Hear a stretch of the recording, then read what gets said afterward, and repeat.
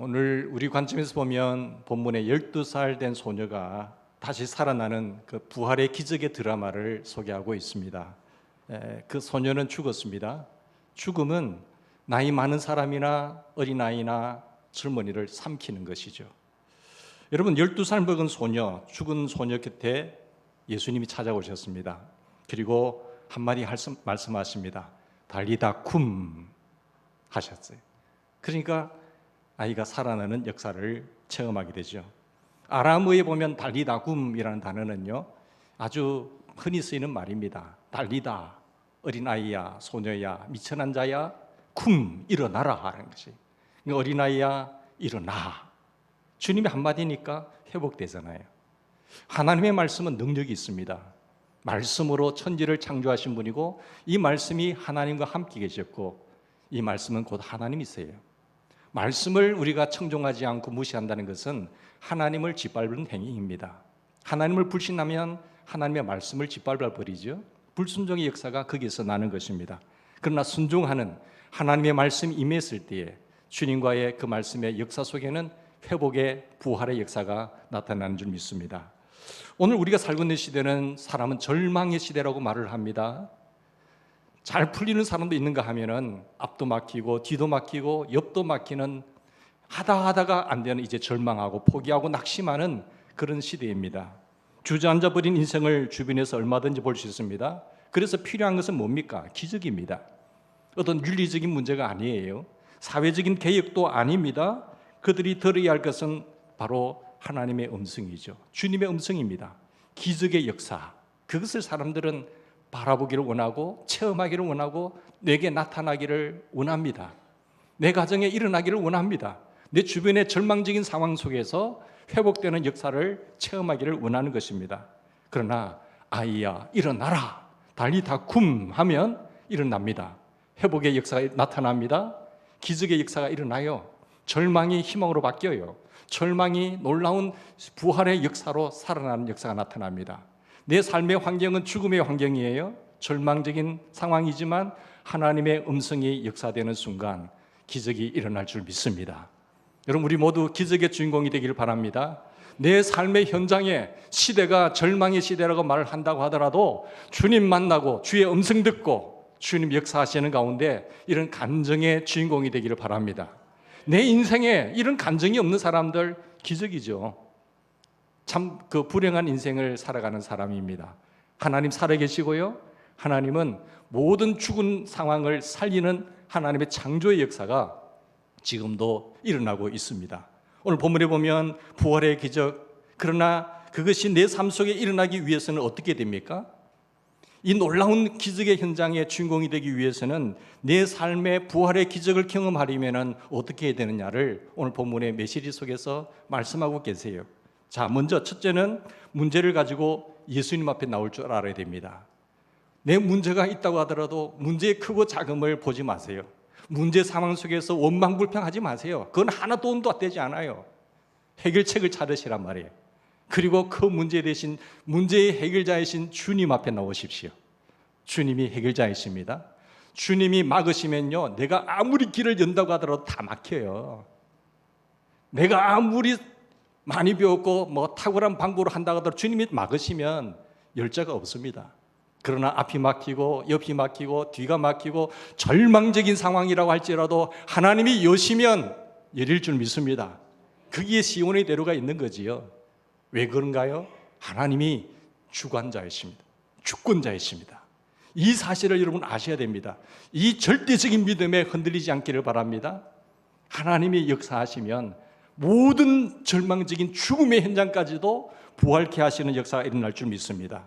그래서 문제를 가지고 누구에게 나가야 됩니까? 주님에게 나가셔야 됩니다.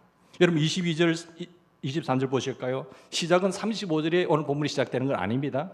그 전에 22절, 23절 보십시다. 자, 회당 중 하나인 누구예요? 야이로라고 하는 사람이 있잖아요. 예수님 앞에 와서 발 앞에 엎드립니다. 그리고 오셔서 그 위에 손을 얹어서 그로 구원을 받아 살게 하소서 이렇게 말하고 있잖아요. 내 아들이 지금 죽게 되었네. 내 딸이 죽게 되었습니다. 이 크나큰 절망, 얼마나 귀여운 딸입니까? 12살 된 딸이에요. 정말로 아까운 이 딸, 눈에 넣어도 아깝지 않는 이 딸, 근데 죽게 됐단 말이에요. 이 문제를 가지고 주님 앞에 나왔잖아요. 성경을 보면 소녀의 아버지가 신분이 어떤 신분이죠? 회당장입니다. 회당장은 이스라엘 사회에 있어서 아주 높은 신분입니다. 높은 지위에 있는 사람입니다. 사회적으로 그리고 또 모든 종교적으로 회당을 단순히 종교적 기능만 발휘하는 장소로 생각하시면 안 됩니다. 그 당시에 회당은요, 종교적인 기능, 재판관의 기능, 그리고 교육의 기능이 다 병합된 국회 법도 제정하는 그런 어떤 장소이라고 말할 수 있습니다. 그게 사내들인 공회도 있거든요. 여러분, 종교적인 기능, 사회적 기능들이 수행하고 학교적인 역할도 했고 재판소의 역할도 한 곳이 회당입니다. 회당장은 그러면 문제를 가지고 나오는 사람들에게 마지막 판결을 내리는 재판관과 비슷한 역할까지 겸하고 있습니다.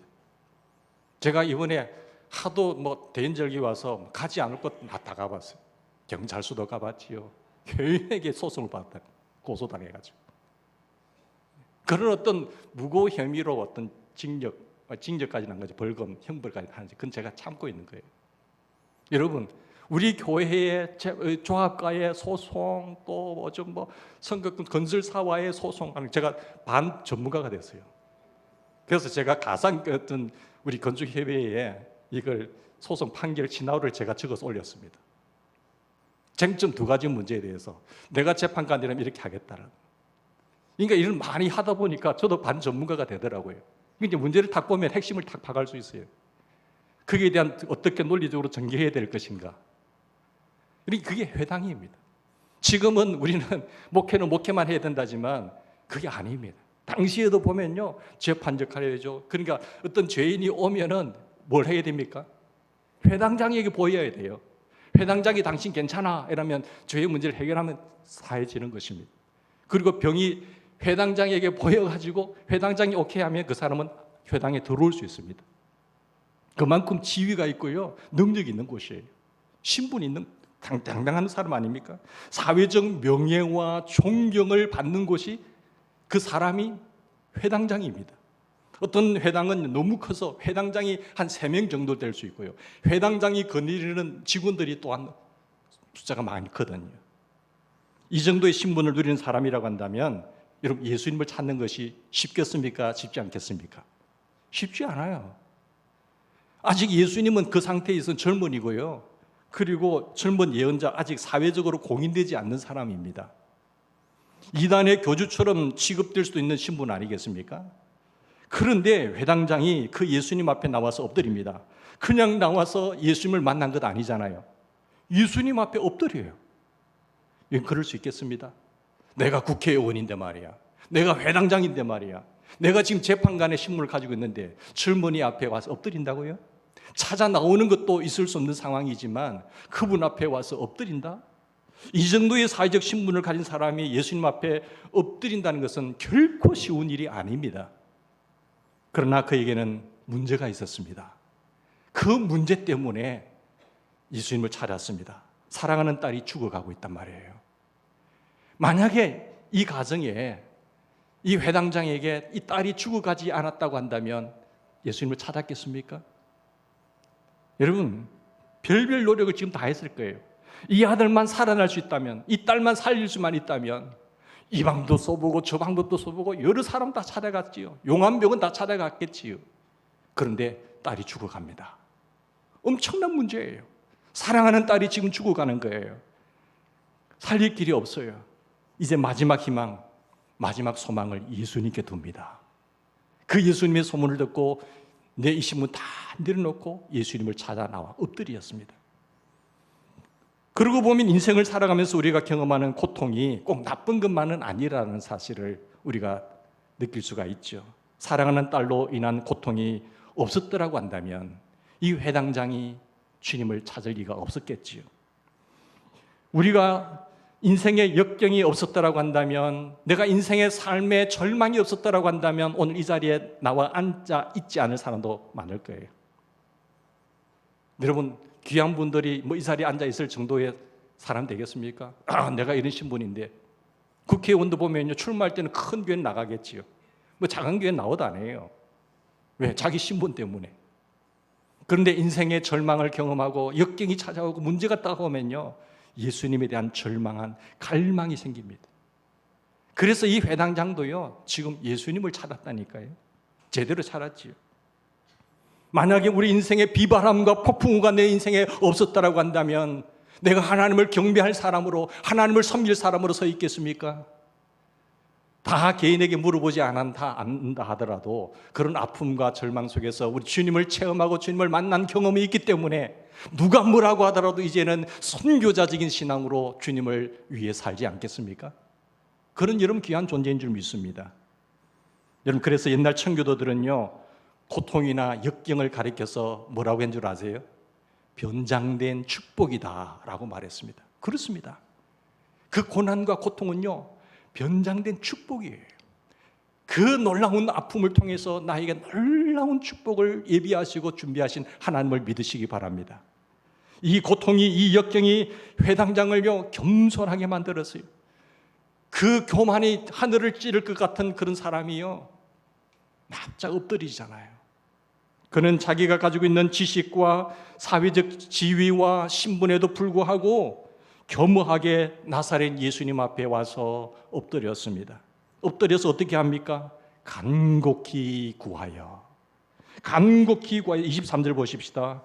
한 번만 호소한 것이 아닙니다. 선생님 살려주세요. 선생님 살려주세요. 내 어린 딸이 죽게 되었나사오니 그 위에 손을 얹으사 주님 거꾸로 구원을 받아 살게 하시옵소서. 예수님밖에 없습니다. 나의 영원한 희망, 삶의 창조주이시고 인생의 주관자이신 주님이시여, 내 딸이 죽게 되었사오니 딸을 우리 집에 오시사 기도하여 살게 해주소서. 이렇게 간청하고 있는 장면을 한번 생각해 보세요. 저는 한국인들에게 있어서 예수님 앞에 못 나오게 하고 하나님의 은혜를 경험하지 못하게 만드는 가장 커다란 장애물이 바로 체면 문화라고 생각합니다. 우리 일본 사람들하고 한국 사람들의 이 체면 문화가 굉장히 강해요. 다른 서구 사람들보다도 강한데 체면에 매우 민감합니다.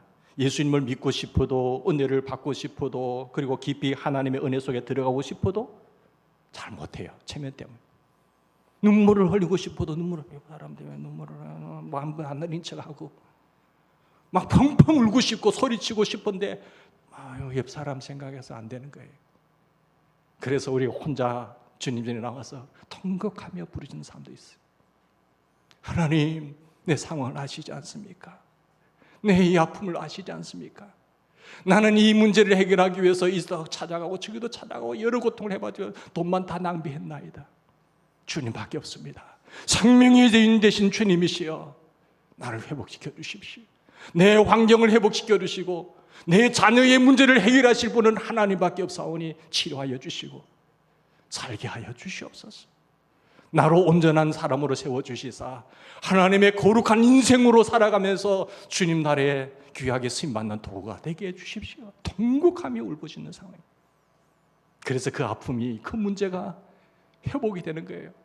그때 만나주신 하나님을 기억하면 어떠한 시련과 역경 속에서도 우리는 참아 견뎌낼 수가 있습니다. 이겨낼 수가 있어요. 그런데 체면 때문에 그 기회를 많이 놓치는 사람들이 많다니까요. 여러분, 체면이라는 단어를 자주 언급하지만 한국 그 말에 유달리 많은 단어가 체면적인 그 얼굴과 관계된 단어들이 많습니다.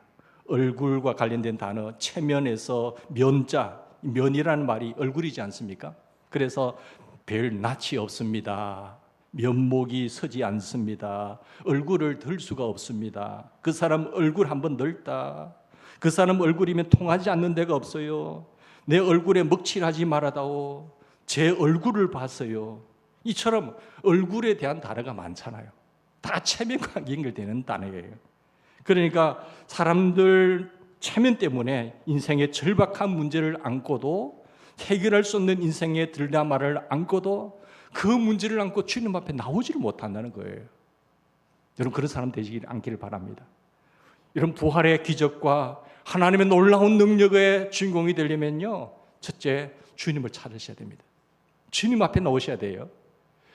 하나님이 닫으면 열 자가 없고요, 하나님이 열면 아무리 닫고 있는 것도 다 열릴 줄 믿습니다. 키는 주님이 지고 있다니까요. 인간의 생사화복의 주인공이 누굽니까? 주관자가 누구세요? 하나님이잖아요. 그런데 우리는 엉뚱한 데가 지금 하고 있다고. 사랑하는 주님 앞에 나오시기를 바랍니다. 두 번째, 우리가 이 부활의 체험 기적을 경험하려면 예수님과 함께 걸으시기를 바랍니다. 인생에서 부활의 능력, 부활의 소망을 체험하기를 원하십니까? 문제를 가지고 예수님 앞에 엎드려 보시고 그 예수님 앞에 간구하시고 그리고 그 주님이 내 집에 가자 할 때 함께 동행하시길 바랍니다. 내가 간청하면, 내가 초청하면 주님은 오십니다. 사람들은 구분합니다. 그러나 주님은 구별하지 않습니다. 사람들은 가난한 자, 볼품 없는 사람들에게는 꺼리하여. 그런데 주님은요, 우리의 간청에 들으시고 초청하시면 그래, 딸아, 아들아, 네 집에 가자 하고 하시는 긍휼이 풍성하신 하나님이신 것을 믿으시기 바랍니다. 제 인생 속에 부활의 능력이 필요하다고 느끼십니까? 첫째로 문제를 가지고 주님 앞에 엎드리십시오. 두 번째로 뭐라고요? 아직 문제가 해결되지 않았어도 예수님과 함께 걸어가시기 바랍니다. 예수님과 함께 동행하시기 바랍니다. 문제는 해결 안 됐어요. 그렇지만 걱정하지 마세요. 주님과 함께라고 한다면 걱정 안 하셔도 됩니다. 여러분 23절 다시 말씀 보십시다. 간곡히 구하여 이르되, 같이 봉독합시다. 내 어린 딸이 죽게 되어 사오니 오셔서 그 위에 손을 얹으사 그로 구원을 받아 살게 하소서. 그 다음에 어떤 사건이 일어났습니까? 24절에 어떤 사건이 일어났죠? 시작. 이에 그와 함께 가실새. 자, 간곡히 기도하니까, 부탁하니까, 초청하니까 이에 그와 함께 가실새. 그렇죠? 함께 걷는 거예요. 예수님과 함께 걷는 거예요. 어떤 일이 생기는가 하면 그와 함께 가셨어요. 예수님이 응답하신 것입니다. 필요하면 주님이 응답하신다고 믿으십니까? 하나님이 응답하시는 걸 믿으셔야 돼요. 주님, 내가 간곡히 요청하여 엎드려 구하면 주님이 응답하세요. 그래, 함께 가자. 주님, 제 집에 오세요라고 말할 때에 제 집에 찾아오기를 즐겨하시는 주님, 그래, 기다렸다, 함께 가자 하는 것이죠. 내가 가지고 있는 문제와 갈등, 불안에도 불구하고 왜 예수님을 초청하지 않으십니까? 여러분의 가정에 주님이 임재하시고 주님 초청하셔서 여러분의 가정에 예배가 살아있으십니까? 그 하나님을 성축하며 찬양하며 기도하는 역사가 있으십니까? 여러분, 주님을 초청하시기 바랍니다. 하나님을 하나님 되게 하나님의 자리에 세우시기를 주의 이름으로 축원합니다. 초청하니까 예수님이 함께 가시잖아요. 회당장은 예수님을 만났고 이제 드디어 예수님과 함께 걷기 시작했습니다. 그러나 아직 그의 문제는 해결되었나요? 해결되지 않았습니다. 주님만 우리 집에 가시면, 그리고 우리 아이에게 손을 얹으시면 그 아이는 살아날 것이다라고 하는 해결의 희망을 안고 지금 걷고 있는 거예요. 문제는 해결 안 됐어요. 이 희망을 안고 주님과 함께 세상을 살아가는 것입니다. 문제를 돌파하는 것입니다. 그런데 그가 주님과 함께 걷고 있는 도상에 무슨 일이 생깁니까? 여러분 25절 말씀 보실까요? 또 하나의 사건이 발생하는데 같이 읽읍시다. 12회를 혈루증으로 알아온 한 여자가 있어. 자, 이 사건은 12년 동안 혈루증으로 앓는 한 여자가 있었죠. 여자가 치료되는 사건과 지금 맞물려 있습니다. 자기 문제를 가지고 지금 딸의 집으로 가고 있는 상황 속에서 도상에서 이런 역사가 일어난 거예요. 이런 사건이 일어난 거죠. 회당장 야이로의 집으로 가고 있었는데 그 길에서 한 여인이 주님 앞에 나옵니다. 어떤 여인입니까? 12년 동안 고통하면서 앓으면서 태어날 때부터 병을 앓고 힘들어하는 한 사람. 이 사람도 주님 만나서 해결을 받으려고 한 사람이었어요. 이 여인은 치료를 받습니다. 좋은 일입니다. 그러나 회당장 입장에서 보면 어떤 상황입니까? 이것은 안타까운 일이지요. 지금 사랑하는 딸의 목숨이 경각에 있잖아요. 빨리 오셔야 됩니다. 지금 구급차를 몰고 지금 이게 뭐 뇌졸중으로 쓰러져 가지고 빨리 병원 가야 반신불수가 안 되든지 치료가 되는데, 빨리 뚫어야 되는데 길이 막혀버렸어. 문제가 생겼어요. 여러분, 그 식구들이 같이 있는데 얼마나 안타깝겠어요. 어떡하면 좋지, 어떡하면 좋지. 시간을 다투는 그런 상황이잖아요. 이 아들도 지금 내 딸이 죽어가고 있는데 빨리 오셔서 지금 가고 있는데 무슨 이런 날벼락이 있습니까? 여러분 1분이 아쉬운 때 1초가 급한 상황인데 12회를 혈증을 앓는 여인의 출현으로 인해서 사랑하는 이 딸의 치유가 지금 지연되고 있다니까요. 보류되고 있는 거예요. 나는 지금 급한데 주님 지금 뭐 하는 겁니까? 주님 이렇게 늑장 부려도 됩니까? 내보다 이 사람이 더 소중합니까? 그런 일이 벌어진 거예요. 회당장 편에서는 이것은 방해가 아닐 수가 없는 거예요. 크나큰 방해지요. 여러분 왜 주님이 이 사건을 허용하셨을까요? 일의 모든 환경의 주관자이신 하나님께서 이 문제를 해결하기 위해서 가는 길에 또 다른 사건을 만나게 하시고 이 사건을 왜 허용하셨습니까? 이유가 있지요. 첫째로 이것은 회당장의 믿음을 강화시키기 위한 사건입니다. 이 회당장의 믿음을 더 강화시키려고 하는 하나님의 의도가 지금 실려 있는 거예요. 내 문제가 급합니다. 내 문제가 지금 빨리 해결돼야 됩니다. 어떤 사람보다도 내 문제가 급하지 무슨 다른 사람 지금 살펴봅니까? 가만히 보니까 주변 사람들은 기도해서 빨리빨리 응답받습니다. 다른 사람들은 응답받는데 나만 지금 못 받는 거예요. 다른 사람들은 응답받았다고 간증도 하는데 다른 사람은 문제 때문에 문제 해결 다 되는데 왜 내 문제는 지금 아직도 해결되지 않느냐 하는 것이죠. 여러분 그런 느낌을 받은 적 없으십니까? 다른 사람은 해결되는데 나만 해결되지 않단 말이에요. 나는 교회 다니고 지금 기도하고 있는데 왜 내 문제는 해결되지 않습니까? 그런 상황에 있는 분 안 계십니까? 다른 사람이 기도 응답받고 문제 해결을 경험하는 것을 보면서 무엇을 느끼십니까? 하나님 왜 다른 사람의 기도는 다 들어주시면서 다른 사람의 문제는 다 해결해 주시면서 왜 내 기도는 응답하지 않으시고 내 기도 문제는 왜 해결을 보류하십니까? 여러분 이렇게 접근하지 마시기 바랍니다.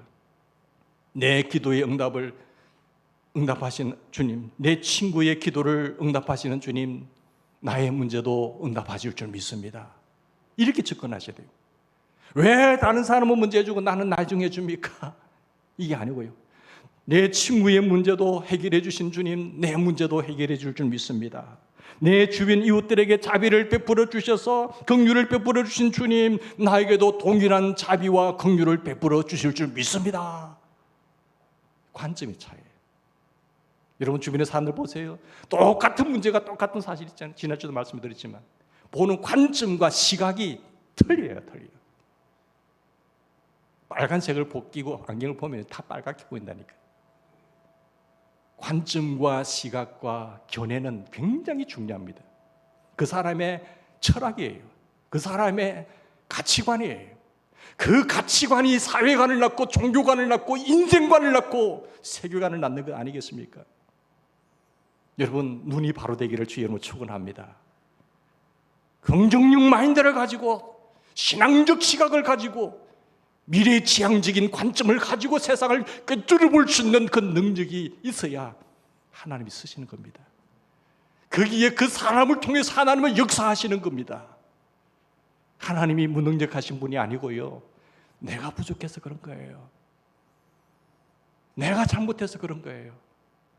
주님은 다 뭐라고 말씀하세요? 믿음대로 될지라고 하셨어요. 사랑하는 여러분, 내 집에도 동일한 역사를 이루어 줄 줄 믿습니다. 저 집에 먼저 역사하신 하나님, 저 사람을 통해서 나에게 희망을 꺾지 않으시고 희망을 주신 하나님, 내게도 일어날 줄 믿습니다. 그렇게 하면 되잖아요. 그런데 왜 내가 먼저 해야 됩니까? 왜 하나님 저 사람은 응답하시면서 내게는 안 해주십니까? 이 불신앙적인 마귀가 심을 때에 사탄아 물러가, 떠나가. 어디 지금 이곳이 거룩한 곳에 와서 내 생각을 더럽히고 있어. 여러분 추방하시기를 바랍니다. 그런 능력이 있기를 바랍니다. 또 한편으로는요, 회당장 야이로의 믿음을 테스트한 사건이에요. 왜 잘 가시다가 이 사건을 만나게 하시죠? 회당장 믿음을 강화시키면서 지금 회당장의 믿음을 테스트하고 있다니까요. 갈 길이 바쁩니다. 그러나 주님은 지금 지체하고 있습니다. 성질 급한 사람은 거기서 모든 것을 때려치우고 돌아갈 수도 있어요. 치아뿌라마 교회만 여기만 있냐? 이 문제가 왜 이랬어? 성질 급한 사람 그럴 수도 있다니까요. 그런데 어떤 의미에서 이 사건은요, 어떤 의미에서 주님께서 그의 믿음을 시험하는 사건이에요. 너 정말 나에 대한 신뢰가 있니? 어떠한 상황도 뛰어넘을 수 있는 나를 절대적으로 믿고 있는 상황이니? 안 그러면 환경을 바라보고 따지는 신앙이니? 내가 기다릴 수 있느냐? 포기하지 않고 기다릴 수 있느냐? 바로 이러한 시험이 이 사건 속에 내재되어 있다니까요. 예수님의 생애를 관찰해 보면 사고 분석 기자가 특별히 기도의 교훈을 중심으로 써내려간 그 예수님의 제자들 가운데, 누가는 아니지만은 사복음서 기자가 누가복음은 누가는 의사예요. 의사는 다른 제자들하고 보는 관점이 다릅니다. 자기 직업에 따라서 관점과 시각이 다르지 않습니까? 그 굉장히 다른 사람이 보지 못하는 것을 보는 이 역사하는 사람은 누가인데, 누가는 특히 기도에 대해서 많이 강조한 것을 보게 됩니다. 그건 대표적인 것이 누가복음 18장입니다. 어떤 말씀으로 시작하는가 하면 항상 기도하고 낭망치 말아야 될 것을 비유로 말씀하시는 말씀이 나와요. 주님은 단 한 번의 기도로 우리의 인생의 모든 문제가 해결된다고 말씀하지 않으셨어요. 자, 그걸 누가가 캐치했습니다. 어떤 경우에도 문제 해결보다도 더 중요한 것은 그 더 중요한 가르침을 위해서 때로는 기도를, 우리 응답을 조금 보류 지연시킬 때가 있습니다. 한 번 기도한다고 안 되고 포기하지 마시고 2번, 3번 문제가 해결될 때까지. 왜 하나님이 그렇게 지연시킨 줄 아세요? 하나님이 의도하신 나와의 신뢰의 관계를 심기 위해서예요. 하나님의 나와의 신뢰의 관계. 그러니까 그렇다면 문제의 해결을 지연시키면서 기도하게 하십니다. 그렇다면 엎드려야 되죠. 더 기다려야죠. 내가 성질이 급해가지고 내가 치워버리는 그런 상황이 아니라, 그러면 문제도 해결받지 못하는 거예요. 하나님의 의도를 깨닫고 기다리면서 더 기도하면서 더 깊은 신앙의 내면을 키워가는 그런 시간이 되기를 바랍니다. 항상 기도하고 낭망치 말아야 됩니다. 기도하다가 내 시간에 내 때에 응답하지 않는다고 해서 낭망하고 절망하지 마시기 바랍니다. 포기하지 마십시오. 그래서 주님께 부의했잖아요. 억울한 과부예요. 불의한 재판관이에요. 근데 계속 가서 내 문제를 해결해 달라고, 풀어달라고 가봐. 귀찮아서 하나님 해결해 주잖아요. 그 이야기를 예를 들면서 기도하다가 낭망치 하지 말아라. 낭망치 마라. 그럼 사실 마지막이 뭐예요? 믿음의 없는 세대에 믿는 자가 되라 라고 말씀하신 거예요. 구하라 주실 것이요, 찾으라 찾을 것이요, 문을 두드리라 그러면 열릴 것이라. 한 번 구하고 주지 않는다고 해서 포기하지 마십시오.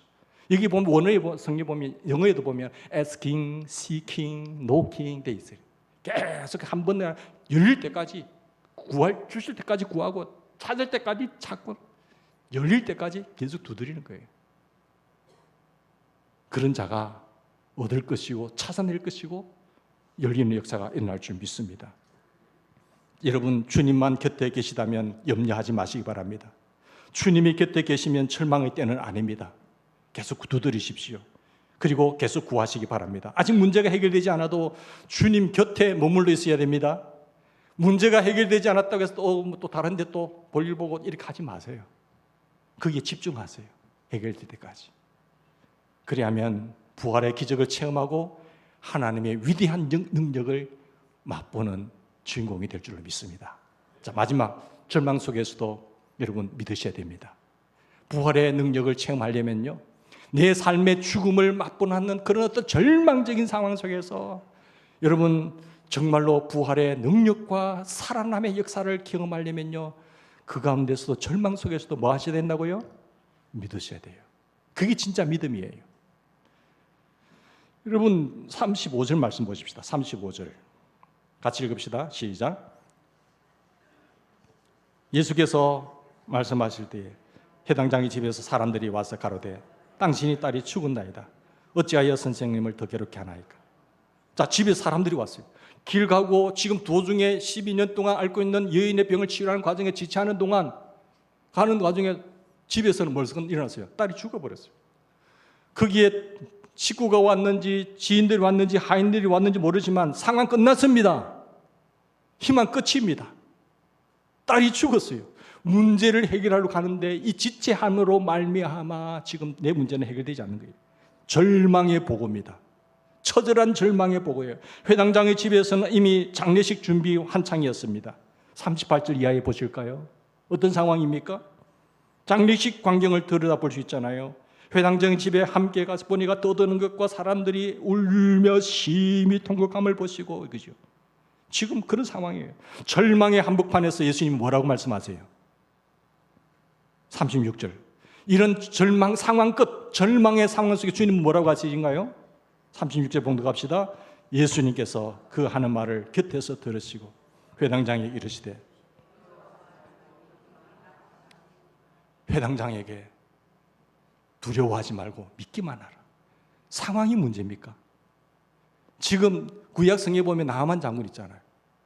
그가 병 치료하려고 소식 듣고 엘리사 선지자를 찾아갔는데 엘리사 선지자 나오지도 않아요. 그래서 기분 나쁜 거예요. 종을 시켜서 요단강가에서 목욕 씻으라 하니까 뭐 우리나라에는 요단강보다 더러운 물보다 더 깨끗한 물 많은데 그가 나오지도 않고 종 시켜서 이야기하면서 그가 씻으라고? 그 돌아갔으면 어떻게 할 뻔했어요? 네? 문제 해결하지 못하죠. 핵심은 문제 해결이에요. 그런데 뭐 기분 나빠서 상황이 이래서 아니잖아요. 우리가 성질 부려서 그만둘 수 있고 갈 수도 있지만 회당장에게 주님 뭐라고 말씀합니까? 상황은 끝이지만 두려워하지 말고 믿기만 해라. 이 사실이에요. 현재 시제로 기록되어 있습니다. 현재 명령형으로 되어 있어요. 두려워 말고 믿어라. 계속해서 믿으라는 겁니다. 한때 신앙 좋은 것 필요 없습니다. 계속해서 믿어라. 상황 끝입니다. 절망입니다. 그런데도 주님은 아직도 계속해서 믿으라는 거예요. 이 순간에도 계속해서 믿음을 저버리지 않는다면 상상할 수 없었던 기적이 일어날 수 있습니다. 예. 여러분 다 어떤 역사의 주인공들은요, 이 상황을 뛰어넘는 거예요. 신앙의 테스트에, 믿음의 테스트에 다 합격한 사람들이에요. 그리고 그 기적은 마침내 일어났습니다. 인생을 살면서 우리가 경험하는 최후의 절망은 무엇입니까? 죽음이에요. 100% 다 죽는 겁니다. 죽음보다 더 큰 절망이 있나요? 죽음은 모든 사람을 삼킵니다. 어린이도 삼키고 젊은이도 삼키고 나이 드신 분도 삼키고 죽음의 확률은 다 100%예요.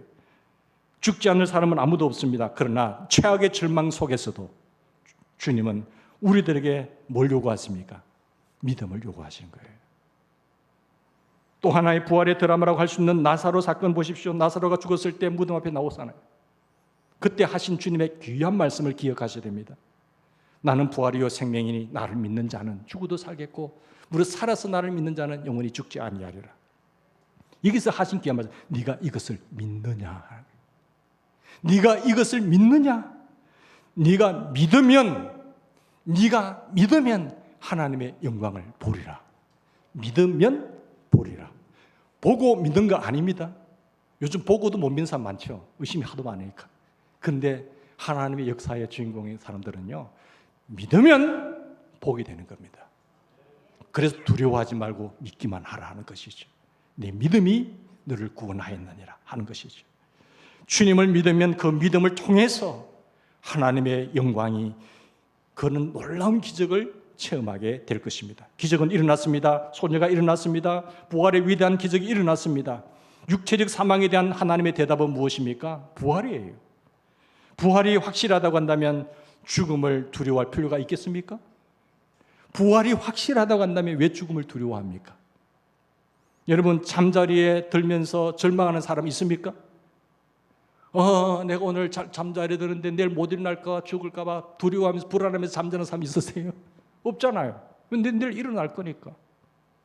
부활의 소망이 확실하다면 죽음의 사건 앞에서 절망할 필요가 있습니까? 없어요.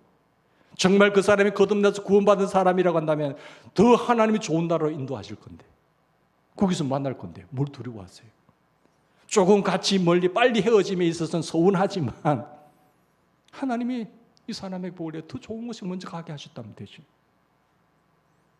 부활을 못 믿기 때문에 두려워하고 불안한 거예요. 여러분 육체적 사망 못지않게 또 하나의 절망은 뭔가 하면 영적 사망입니다. 이게 정말 두려워해야 할 것입니다.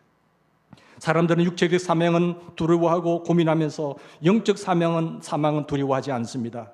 여러분, 영적 사망을 아십니까? 무엇이 영적 사망입니까? 영적인 죽음, 그것은 하나님과의 단절된 제 인생을 살아가는 것입니다. 살아있지만 하나님과 단절된 상태에 있는 인생을 주님은 뭐라고 말씀하셨습니까? 죽은 사람이라고 했어요. 뭐가 죽었다고요? 영이 죽은 거예요. 그 사람은 하나님과 단절된 상태에 살아가는 인생은요, 죽은 사람입니다. 허물과 죄로 죽었던 우리 영이 그리스도께 살리셨잖아요. 여러분, 영이 살아나기를 주의 이름으로 부탁드립니다. 영이 사는 것이 중요한 거예요. 사회적 물론 신분과 지체를 가졌다고 하더라도 영이 죽은 사람, 이미 죽은 사람, 그 사람을 살리는 것이 복음의 역사입니다. 여러분, 영이 살고 육체가 살고 회복되는 역사가 일어나기를 주의 이름으로 축원합니다. 내가 진실로 너에게 이르노니 내 말을 듣고 또 나 보내신 이를 믿는 사람은 영생을 얻고 심판에 이르지 않으니 사망에서 생명으로 옮기는 역사가 일어나기를 바랍니다. 죽어있던 사람들은 하나님의 음성을 듣는 순간 다 살아납니다. 살아계신 하나님의 말씀이 임하는 곳에 그 말씀이 우리를 위경에서 건져낼 것이고 치료할 것이고, 주의 말씀이 내게 임하면, 로고스인 말씀이 레마로 역사되면 회복되는 역사가, 부활의 체험되는 역사가, 기적의 역사가 우리의 삶의 현장에 일어날 줄 믿습니다. 환경, 자녀 문제, 모든 사건의 문제, 여러 가지 생명의 문제 걱정하지 마세요. 이 능력의 주님과 함께 승리하는 우리 모두가 되기를 주의 이름으로 부탁드립니다. 같이 기도하십시다. 하나님,